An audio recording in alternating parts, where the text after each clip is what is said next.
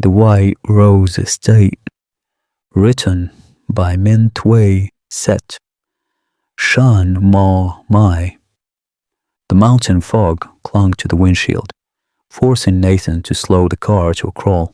He rolled the window down a crack. The biting air rushed in, carrying the sharp sting of pine needles. But beneath the pine lurked something else, a thick, cloying sweetness, like a bottle of expensive perfume left open to stew for a decade. The GPS screen blinked, signaling his arrival.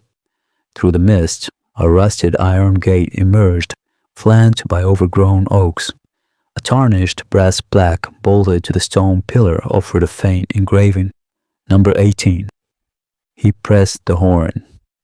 The sound was immediately swallowed by the dense woods. Minutes passed before a beam of yellow light cut through the dark. A hunched figure shuffled toward the gates. The iron hinges shrieked as the man pulled them open. He stepped up to the driver's side, aiming the flashlight directly at Nathan's face. The man looked to be in his 60s, his skin withered like old leather. "Silas?" Nathan squinted against the glare. Aunt Vera arranged. "I know who you are." Silas lowered the beam. His voice was gravelly, devoid of any welcome. "Miss Vera called, said you needed quiet, a break from the doctors in the city." Nathan tightened his grip on the steering wheel. He didn't want to talk about the 3 months of shattered sleep, the heavy sedatives, or the phantom sobbing of a woman that jolted him awake every single night. "I'll be here for a month," Nathan said flatly. "Stay if you want," Silas said, turning his back. "But this house isn't what it used to be. Night comes. You keep your door shut.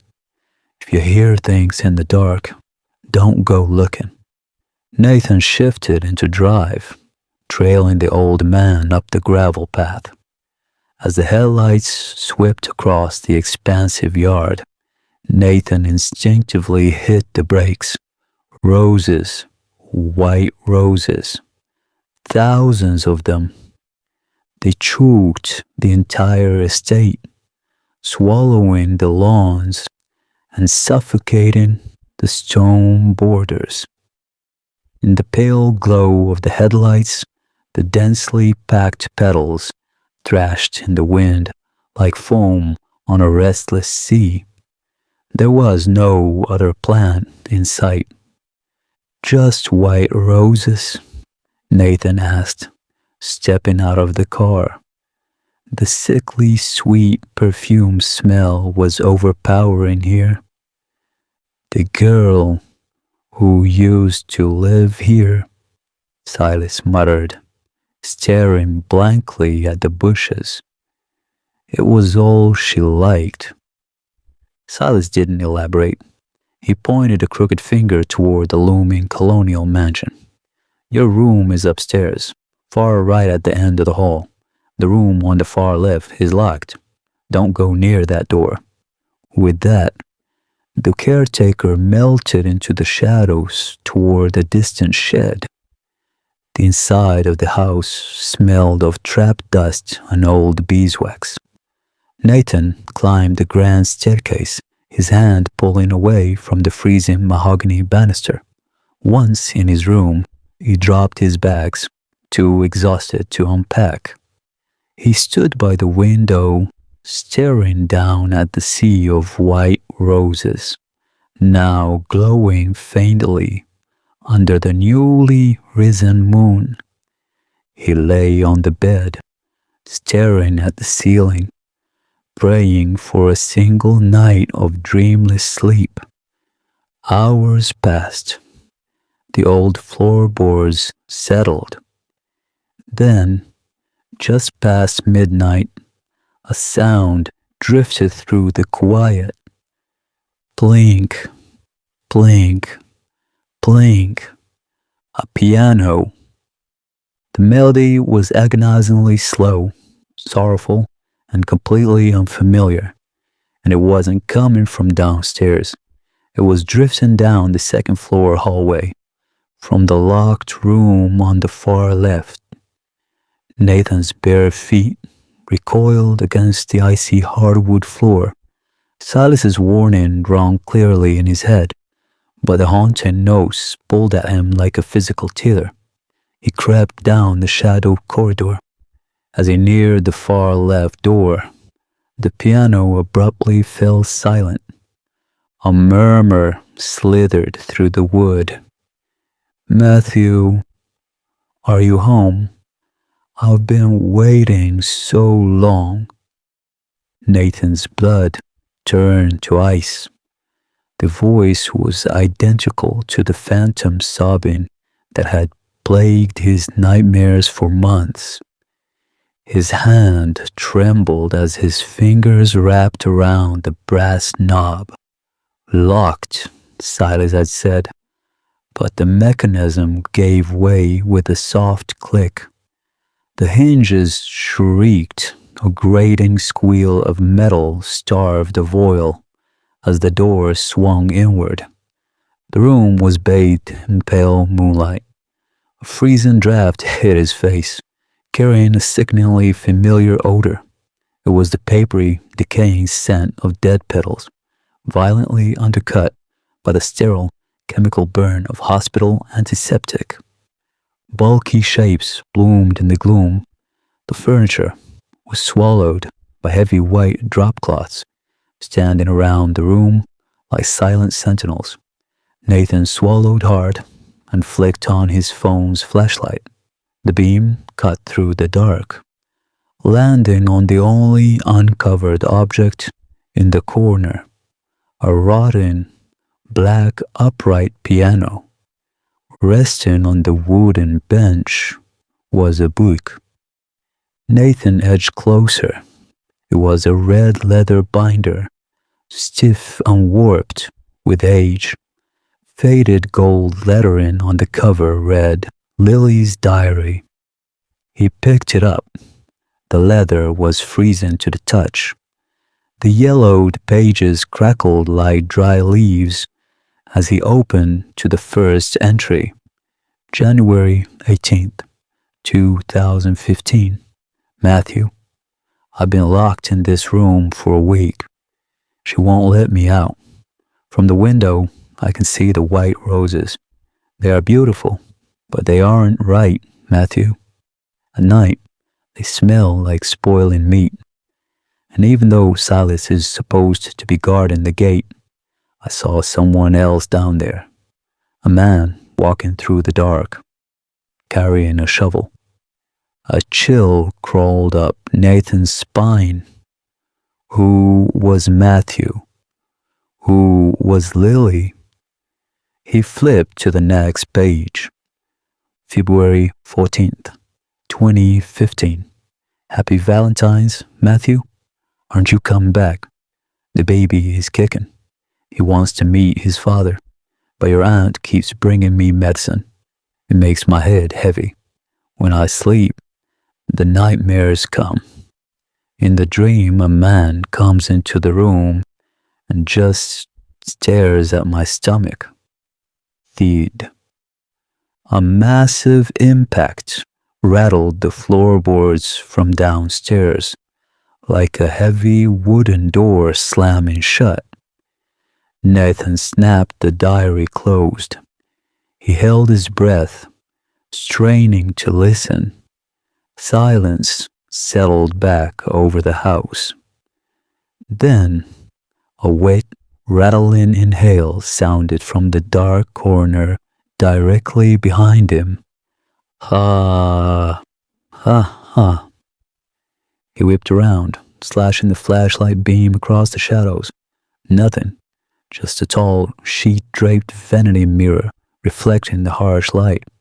He let out a shaky exhale, his grip on the phone slick with sweat. Just the wind, just an old house. He turned to leave. Blink. Nathan froze. Directly behind him, a single ivory key on the piano depressed itself, holding the sorrowful note in the air. He didn't look back. Nathan bolted for the exit, throwing himself into the hallway and grabbing the doorknob to yank it shut. In the split second before the door clicked into his frame, his eyes darted through the narrowing gap. Someone was sitting on the piano bench. Her back was to him. A cascade of ink-black hair spilled all the way to the floorboards, pooling over the collar of a loose, white hospital gown. Click. Nathan slammed the door shut, backing away until his shoulders hit the opposite wall, his heart hammering violently against his ribs.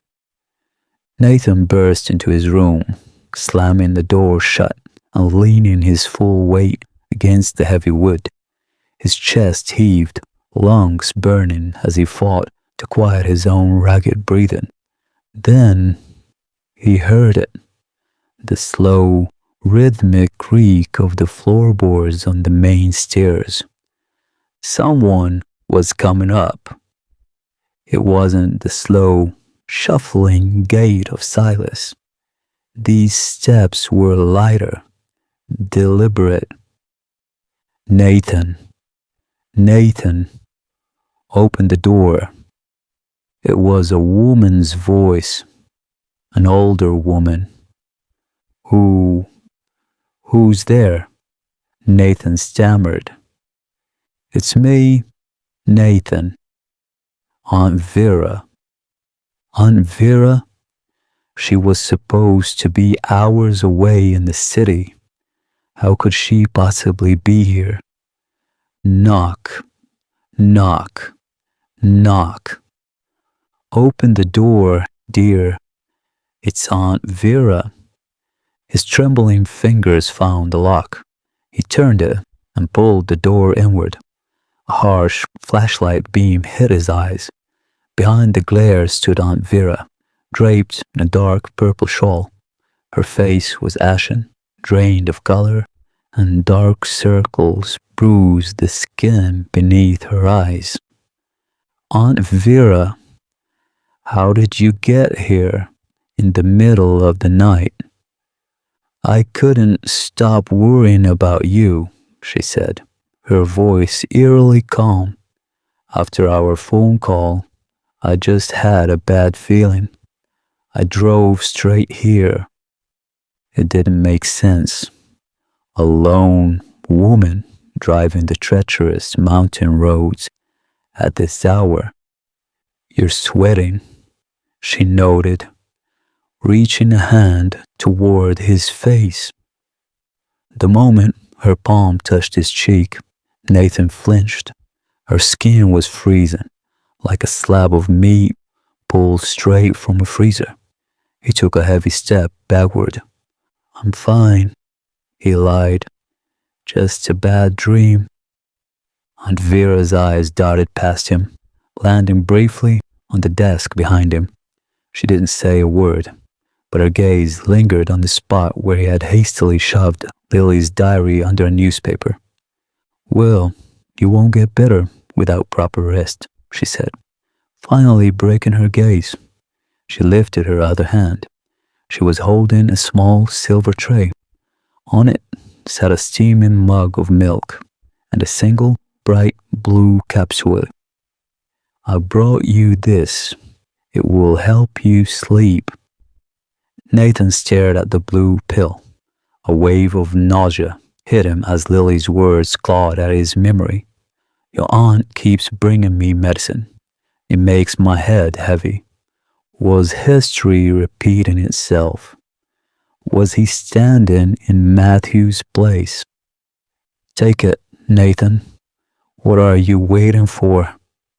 Her tone sharpened, the maternal warmth suddenly evaporating. Right.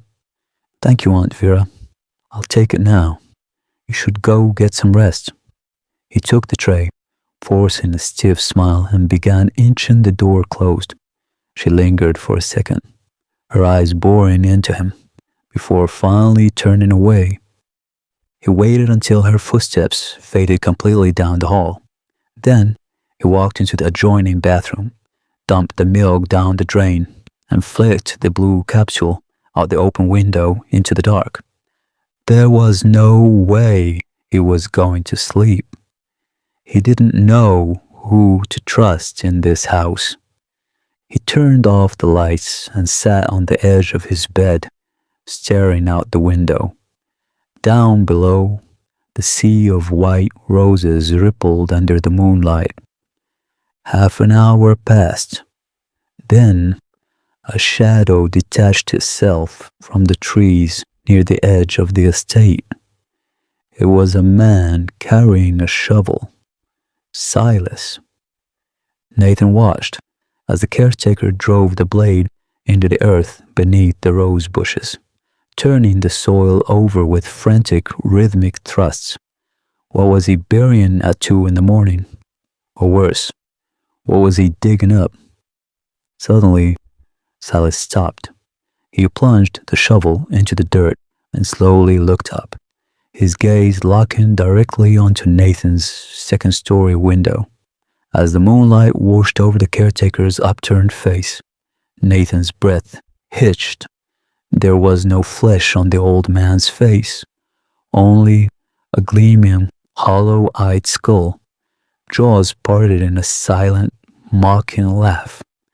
Tap, tap, tap. Nathan spun around. The knocking wasn't coming from the window. It was coming from inside the room, from the large vanity mirror leaning against the far wall. Tap, tap, tap. He approached the glass, his hands balled into tight fists. The silver surface reflected his own terrified face, pale skin, wide, panic-stricken eyes. But something was horribly wrong. The Nathan in the mirror wasn't terrified. The reflection's lips were curling outward, stretching into a grotesque, unnerving smile. The eyes in the glass were calm, cold, and entirely independent of Nathan's own movements. "Who are you?" Nathan whispered into the dark room. The reflection didn't make a sound, but his smiling lips moved, deliberately forming a single word.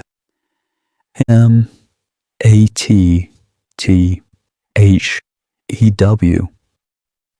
A scream tore from Nathan's throat. He grabbed a heavy glass perfume bottle off the vanity and hurled it at the glass. Crash! The mirror fractured into a spiderweb of jagged shards, raining glass over the floorboards. But in every broken, twisted piece that remained in the frame, the reflection was still there, still smiling. Nathan snatched the heavy bedsheet, threw it blindly over the shattered frame, and scrambled backward onto his bed, pulling the remaining blankets over his head until the morning light finally broke. Morning light pierced the curtains, bringing a false promise of safety. Nathan untangled himself from the bed sheets and looked toward the vanity. The heavy glass perfume bottle lay in pieces across the floorboards, but the mirror above it was utterly flawless. Not a single crack marred its silver surface. The doorknob clicked. Aunt Vera stepped in, wearing a faded floral apron. Her cheeks were flushed with warmth, completely devoid of the corpse-like pallor from the night before.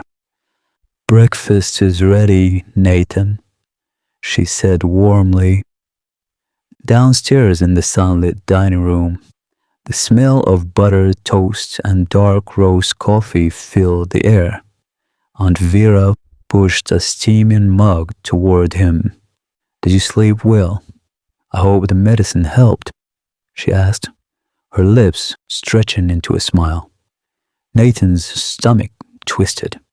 It was the exact same smile the mirror had worn. Like a log, Nathan lied, taking a sip of the bitter coffee. He kept his eyes on his plate. Is Silas around? I thought I saw him in the rose beds last night, digging. And Vera's knuckles turned stark white as she gripped her mug, though her voice remained breezy. Silas went to the morning market. You must have been seeing shadows, dear. The mind plays tricks when it's exhausted. As soon as she began washing dishes, Nathan slipped out the back door. The white roses were beautiful under the morning dew, but he ignored them, heading straight for the corner where Silas had been standing. He found the spot immediately. The dark soil was loose and freshly churned. Grabbing a fallen branch, Nathan began to scrape away the dirt.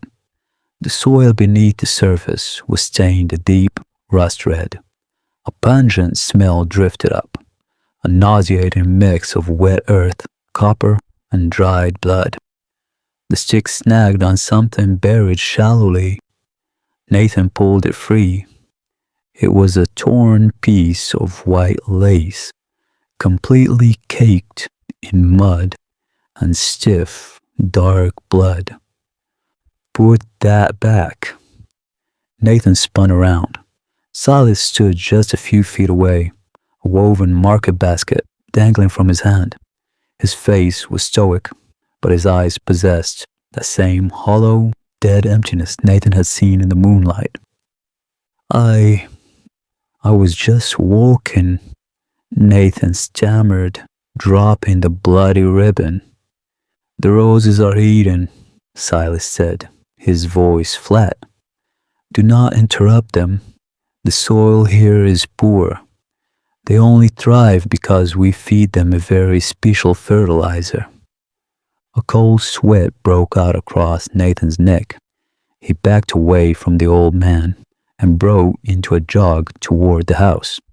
Glancing up at the second floor, he froze. Aunt Vera was standing at the window, staring down at him. In her hand, pressed against the glass, was the red leather cover of Lily's diary.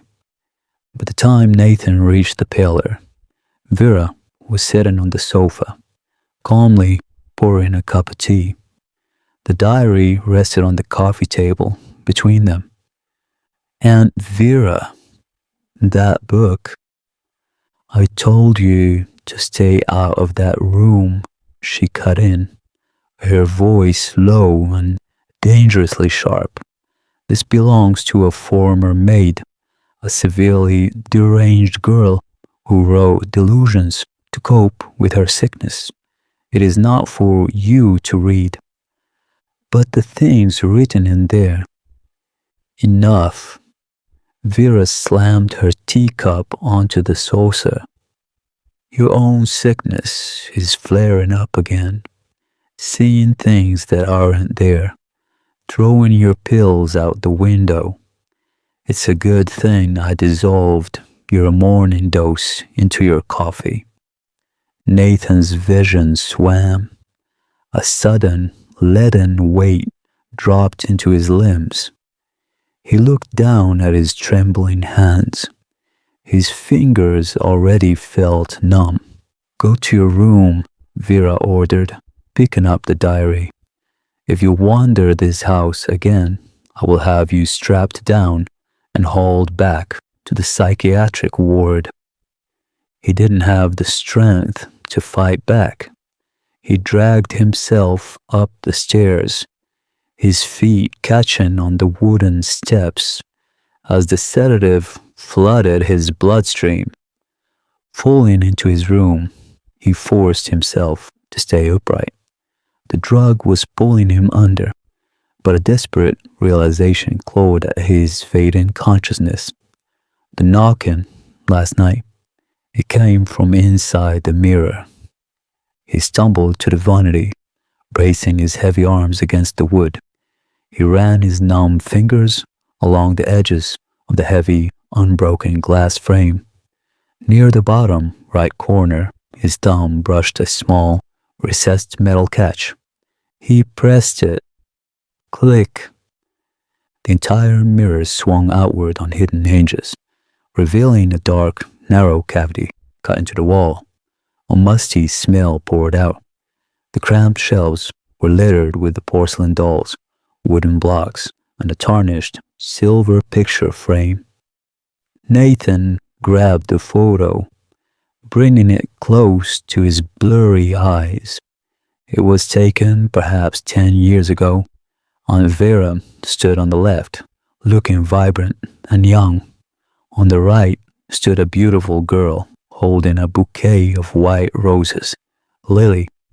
But it was the person standing between them that made Nathan stop breathing. A young man, smiling brightly, with his arm wrapped lovingly around Lily's shoulders. The young man had Nathan's exact eyes, Nathan's jawline, Nathan's face. Trembling, he slid the photo out of the frame and turned over. Scrawled in faded red ink, the exact same handwriting as the diary, was a single line. At number 18, we'll build our world, Matthew. The photograph slipped from Nathan's fingers, fluttering to the floorboards. Matthew, is that me? He whispered to the empty room. Blink, crash, bang. The piano erupted. It wasn't the mournful, slow melody from the night before, but a frantic, violent cacophony echoing through the house in broad daylight. Fighting the heavy fog of the sedative, Nathan gripped the banister and stumbled to the top of the stairs. He peered over the railing into the sunlit parlor. The piano bench was empty, yet the ivory keys were slamming down in a chaotic, furious rhythm, pressed by unseen, frantic hands. Aunt Vera stood in the center of the room, her hair disheveled, screaming at the empty air. "You can't take him. He is my nephew," she shrieked, her hands glowing wildly. She snatched a heavy porcelain vase from a side table and hurled it across the room. The vase didn't hit the wall. It shattered in midair, bursting into jagged fragments as if it had struck an invisible, solid mass. Silence slammed back into the room. The piano stopped instantly. Aunt Vera stood panting, her chest heaving. Slowly, she dropped to her knees and began scooping up the jagged porcelain shards with her bare hands. Blood welled up from her palms, dripping onto the pristine rug. But she didn't even flinch.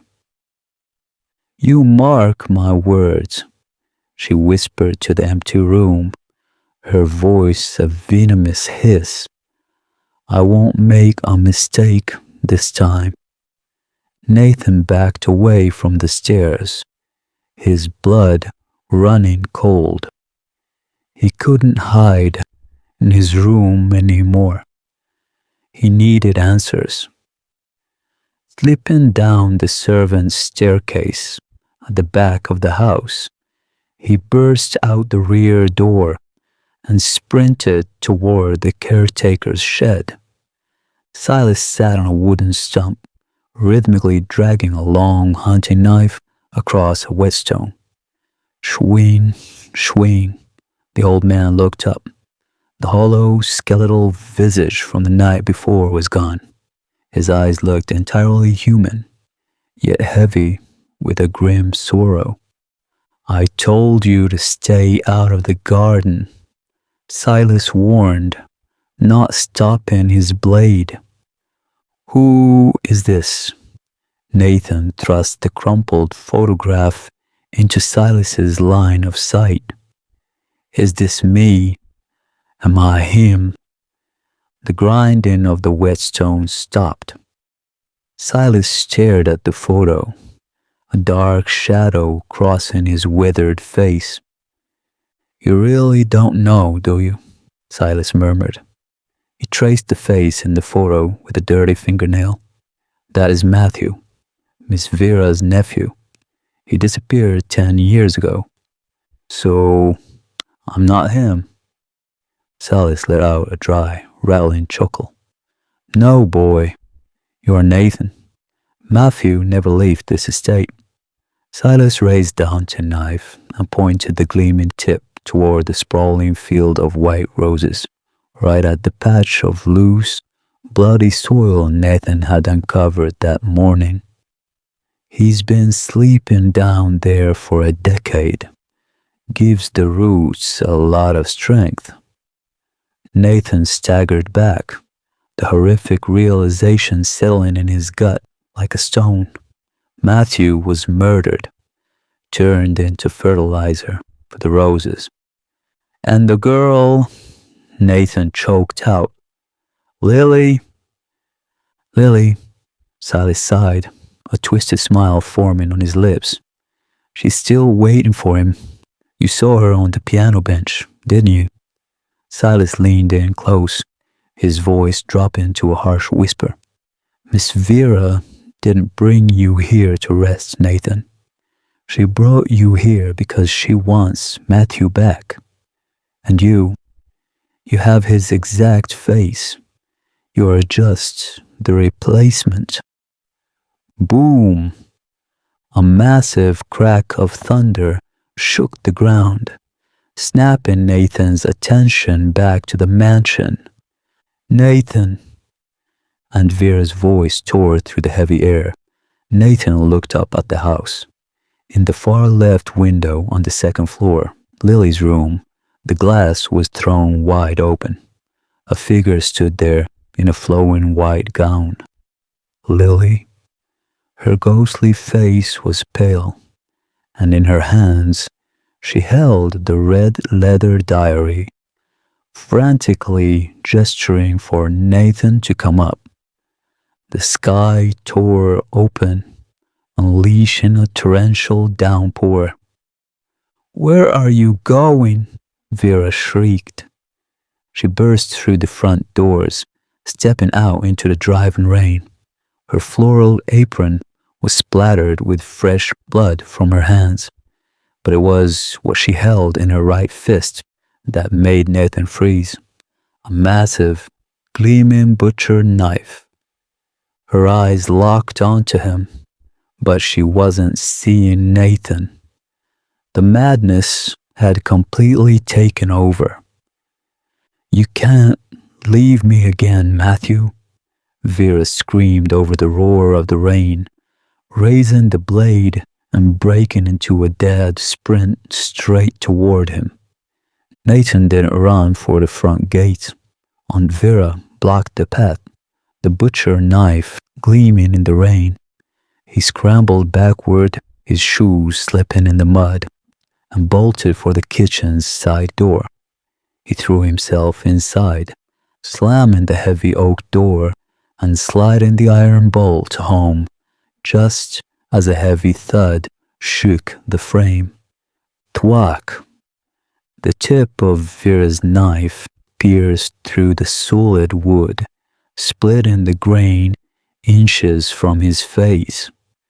He didn't wait. He took the servants' stairs 2 at a time, his lungs burning, and threw himself into Lily's room. He locked the door and backed away, gasping for air. A flash of lightning illuminated the dark room. Lily's ghost was gone from the window, but resting on the piano bench was the red diary. It was open to a new page. The ink looked remarkably fresh. April 18th, 2015. We are leaving today. Matthew told Vera he can't stand her control anymore, but she came to us this evening. She was smiling. She brought wine to say goodbye.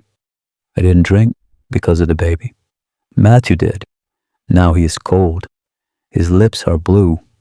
He isn't breathing. She brought Silas. They are dragging Matthew down to the roses. She locked me in. I can see them burying him from the window. Nathan's hands shook so violently, he nearly dropped the book. Vera hadn't just lost Matthew. She murdered him in cold blood out of sick obsession. Crash. The bedroom door buckled inward.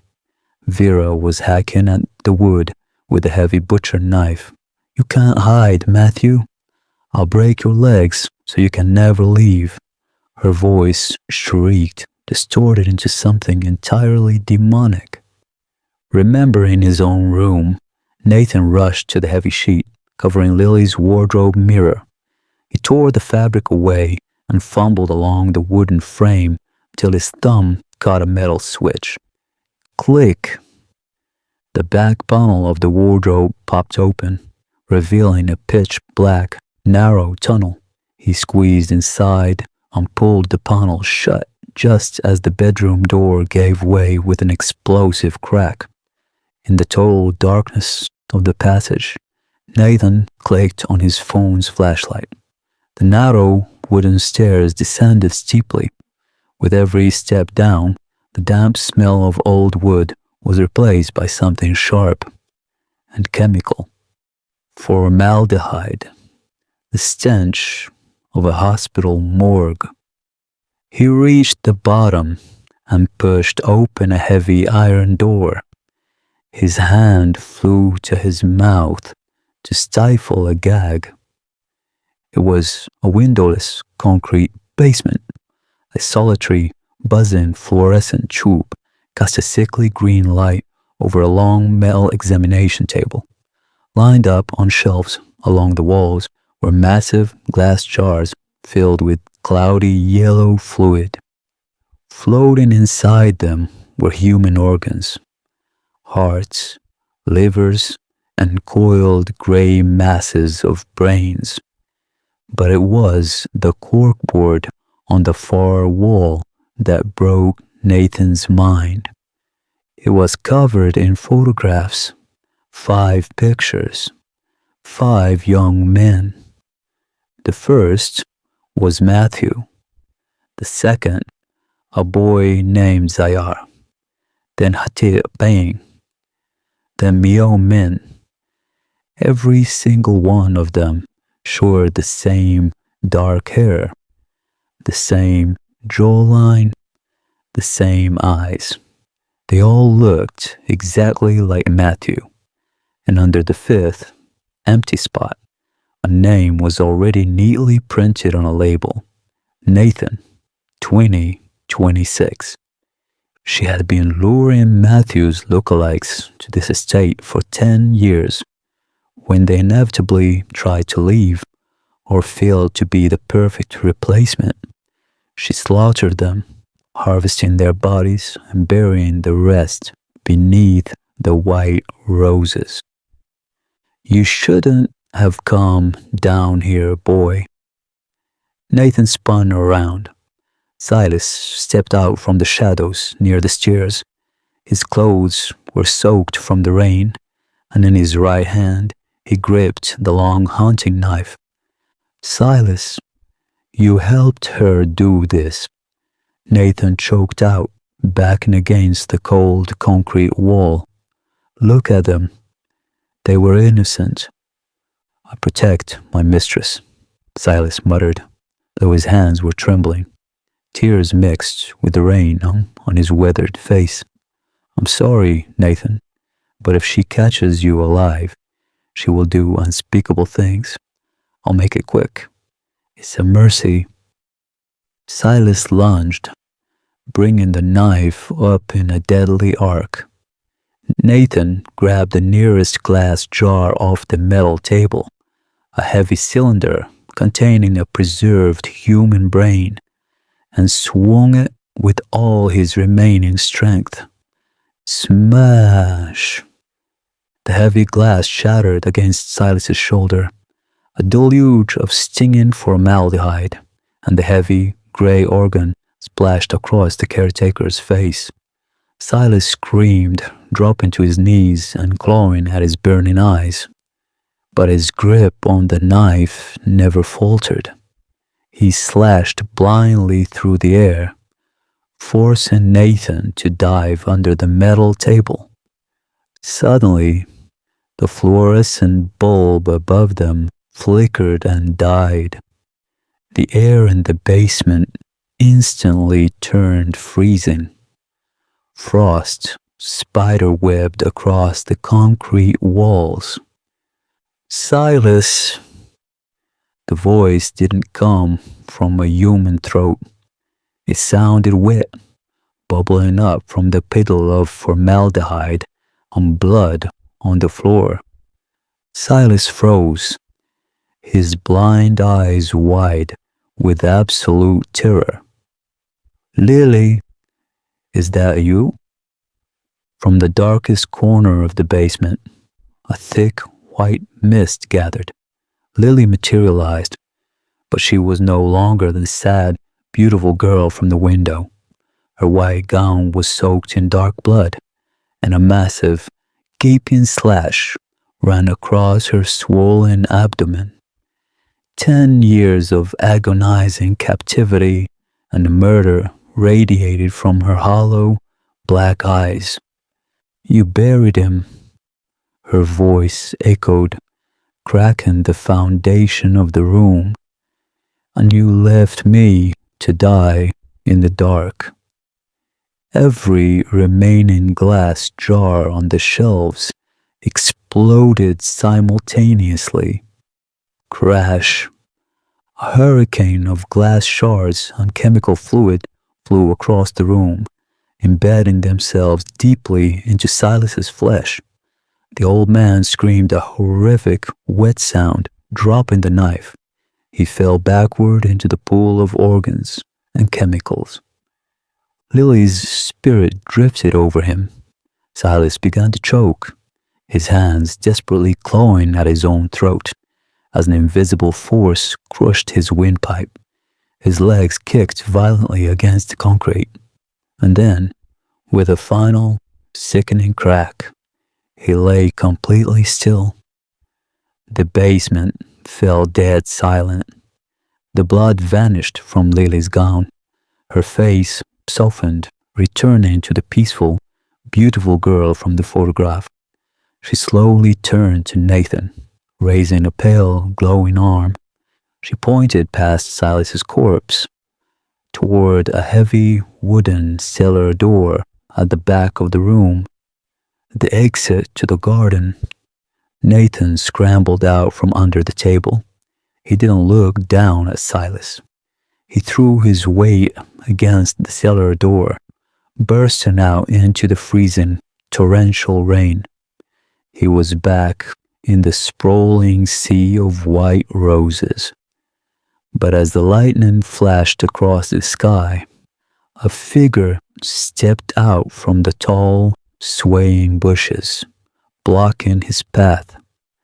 Aunt Vera stood waiting, the butcher knife gripped tightly in her bleeding hands. A terrifying, ecstatic smile stretched across her face. The torrential rain washed the stench of the basement from Nathan's lungs, but it offered no sanctuary. He stood in the center of the sprawling white rose field, mud clinging to his shoes. Directly in his path stood Aunt Vera. She was drenched, her purple shawl plastered to her shivering frame, but she wasn't cold. A terrifying, ecstatic grin stretched across her pale face. Completely devoid of reason, the heavy butcher knife in her hand caught the lightning, gleaming with a deadly promise. "I knew Silas couldn't stop you, Matthew," she giggled, her voice slicing through the roar of the rain. "He was always so weak. I'll just have to fix you myself." She lunged, The blade slashed through the air. Nathan threw his weight to the side, slipping in the mud. The knife missed his neck, but bit deeply into his shoulder. White-hot pain flared as hot blood spilled down his arm, mixing with the freezing rain. "Don't run, Matthew. You can never leave me," Vera shrieked, scrambling over the slick earth to pin him down. Her face was a horrific mask of obsessive love and pure, unadulterated hatred. Nathan knew he couldn't overpower her frantic, adrenaline-fueled strength. He had to break her mind. "Wait!" Nathan screamed, throwing up his uninjured arm. "You're right. I am Matthew." Vera froze. The knife halted inches from his chest. Her chest heaved, her dilated pupils searching his face. You admit it. You came back to me?" Her voice cracked, suddenly vulnerable. "I did," Nathan gasped, clutching his bleeding shoulder. "But why did you do it, Aunt Vera? Why did you bring us the poisoned wine? I couldn't breathe. I watched you watch me die." The words struck her like a physical blow. Vera dropped to her knees in the mud, tearing at her wet hair with her free hand. No, I didn't want to hurt you. But you were going to leave. You were going to run away with that wretched girl." She sobbed, rocking back and forth. "You belong to me, Matthew." Suddenly, her head snapped up. The sorrow vanished, replaced by a lethal, dead stare. "And to make sure you never leave again," she whispered, raising the blade high above her head with both hands, "I'll keep you right here in the soil, forever." Nathan closed his eyes, bracing for the fatal plunge. It never came.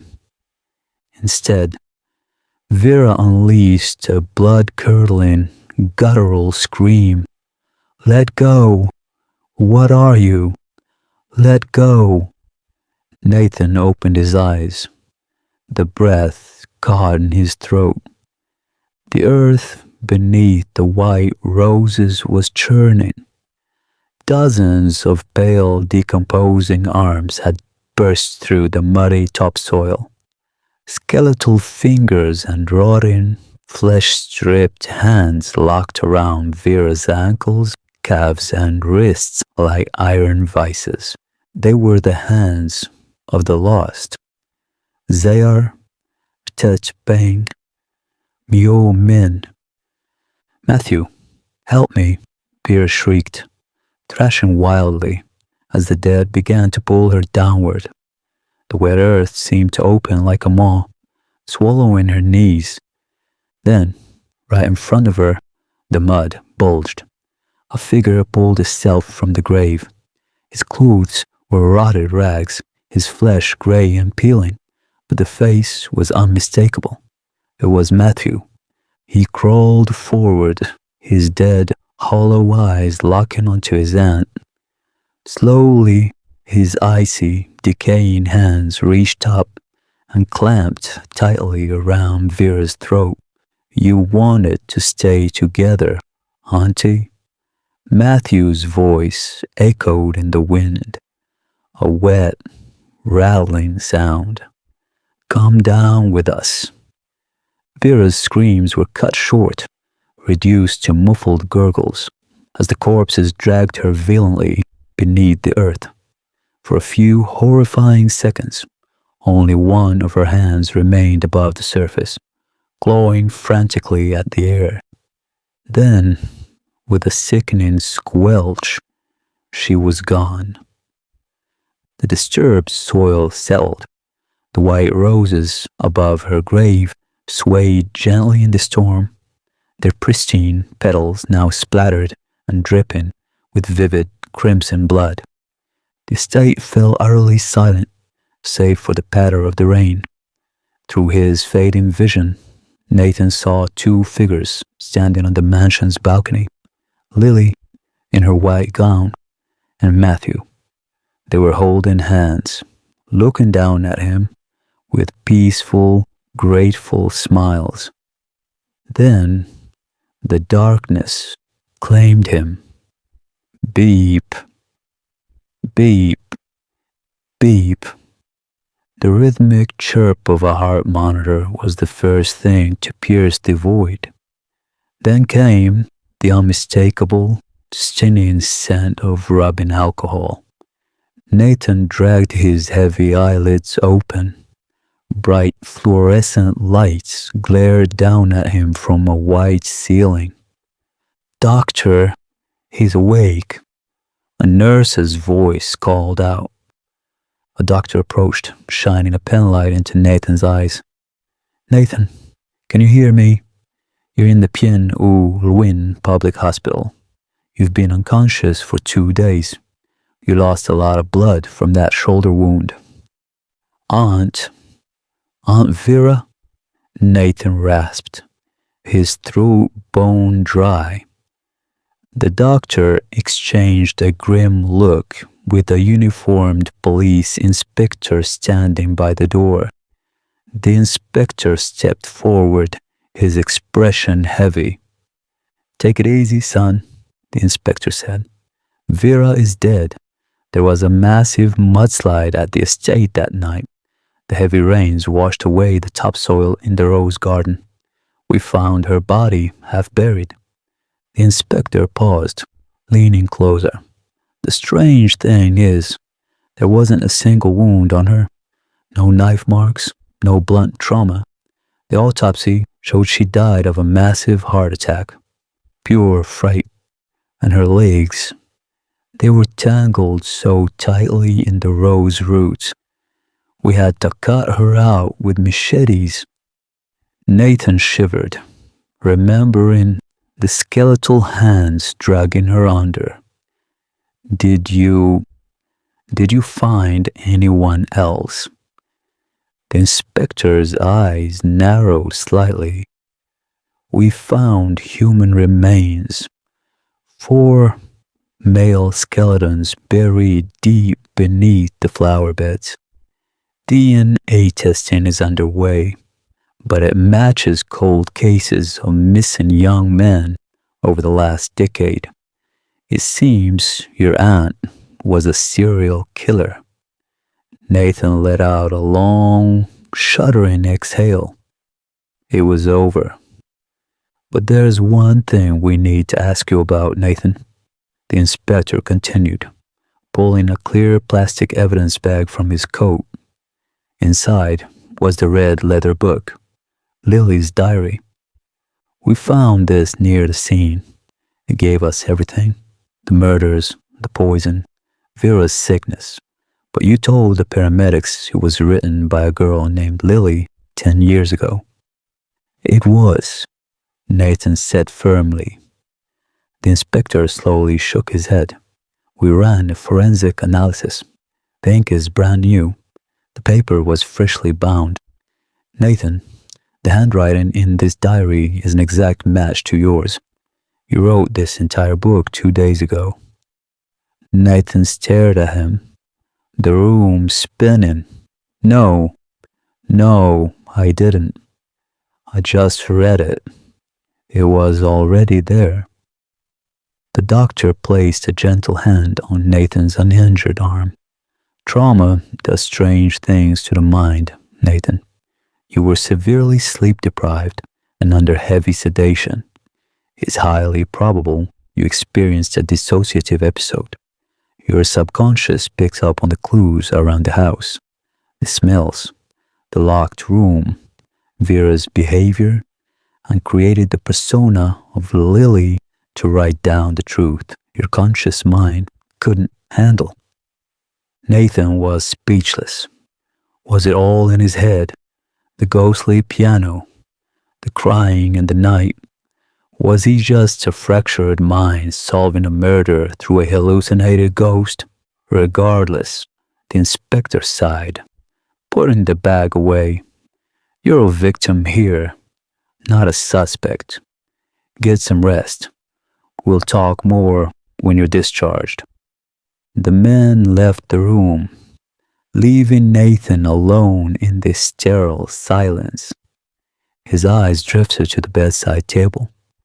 The police had left his personal belongings there in a small plastic tray. Sitting on top of his phone was Lily's diary. They hadn't taken it as evidence. To them, it was just the scribblings of a traumatized victim. With a trembling hand, Nathan reached out and opened the red leather cover. He flipped past his own identical handwriting, page after page, until he reached the very end. His blood ran cold. There, on the final page, was a single new sentence. The ink was still wet, gleaming under the hospital lights. Nathan had no pen. There was no one else in the room. "Thank you for reuniting us. We are leaving now. Goodbye." A sudden, cold breeze swept through the hospital room. Nathan slowly turned his head toward the open window. Outside, in the hospital's manicured courtyard, stood a single solitary white rose, swaying gently in the wind.